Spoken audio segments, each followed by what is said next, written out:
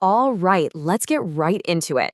If you've ever been on a cruise, you probably know the feeling. The one where it felt like your vacation dollar just stretched further at sea than pretty much anywhere else. It was this amazing all-in-one deal. But lately, something's felt a little different, hasn't it? And that's really the big question on so many cruisers' minds. You pay that one big price up front, but then it feels like you're constantly reaching for your wallet on board. The whole experience that used to feel so much bigger than what you paid for, well, it's starting to feel smaller. And it really makes you wonder, what on earth has changed? This quote from Evan over at Family at Sea just nails it. That core idea, that incredible value that literally built the modern cruise industry, it feels like it's slipping through our fingers. So today, that's what we're going to do. We're going to break down what's happening, why it's happening, and, most importantly, what it all means for you. And look, this isn't just a vibe or a feeling people have. The numbers, the hard data, they absolutely back it up. So let's look at the evidence, starting with the most obvious thing, the price tag itself. And wow, the scale of this jump is, well, it's pretty staggering. According to data from Cruise Critic, the average price for a 5-night Caribbean cruise has shot up by 43% compared to what it was back in 2019. I mean, that is blowing general inflation right out of the water. And to put a real dollar amount on that percentage, just look at this. A pretty standard 7-day cruise in a balcony cabin, something that would have cost you around $1,400 before the pandemic, is now averaging close to $1,900. We are talking about a $500 jump for the exact same trip. Oh, and the price hikes definitely don't stop once you're on board. Not even close. The cost of stuff you buy during your cruise has also skyrocketed. Carnival's super popular drink package, that's up 42%. And Royal Caribbean's automatic tips, they've climbed 28%. For a lot of folks, these aren't just little extras. They're essential parts of the vacation, and they can add hundreds to your final bill. Okay, so we've established we are all definitely paying more, but that's only half of the equation, right? Let's talk about the other side of it, because the real sting, the thing that really changes the feel of the vacation, comes from the slow, quiet disappearance of all those little perks that make cruising feel so special. This right here, this is death by 1,000 cuts. Remember when your room attendant would tidy up your room twice a day? Yeah, that's now just once a day on most of the big lines. Those little chocolates on your pillow at night, a thing of the past.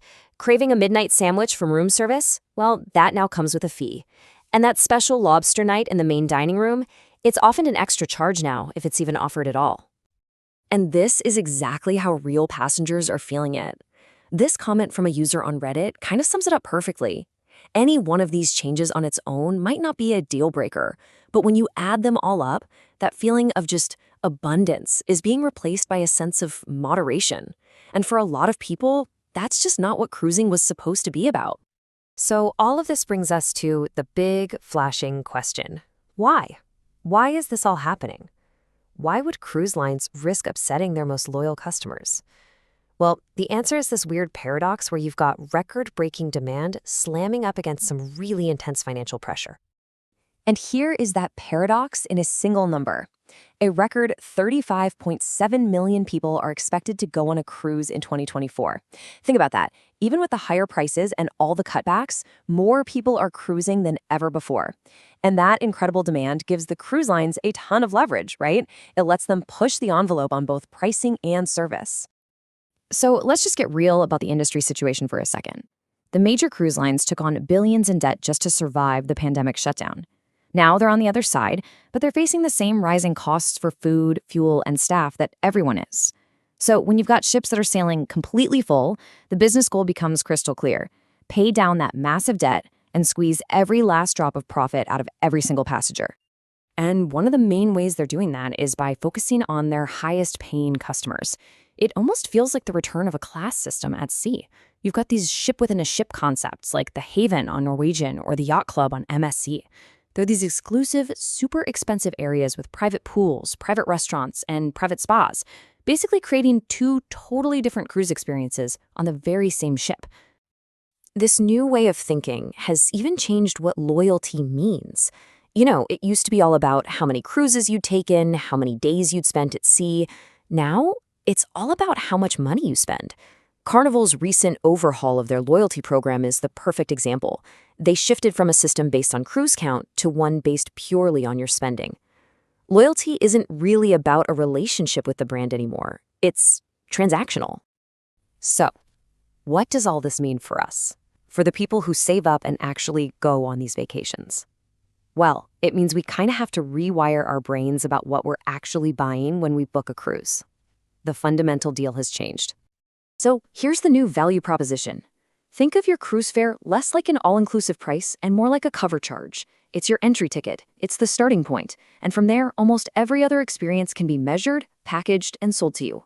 That old, wonderful feeling of carefree abundance has been carefully engineered out, and it's been replaced by what you could call precision optimization. And that's really the heart of it, isn't it? The ads, the marketing, it all still promises this effortless, indulgent, seamless escape. But the reality on the ship is now a landscape of limits, of rules, of surcharges, and quiet little trade-offs that just weren't there a few years ago. You have to know the rules of the game now to get the vacation you're dreaming of. And this right here really gets to the heart of the industry's point of view. I mean, this comment from a Reddit user just hits the nail on the head. The cruise lines learned something during the pandemic, that they could actually be more profitable with these cutbacks. They might lose some longtime cruisers, but as long as those ships are full, there's just not a strong business case to bring back all the old perks. Which leaves us all with this one big final question. The cruise industry is bigger, it's more profitable than it has ever been. But that feeling of incredible built-in value is definitely slipping away.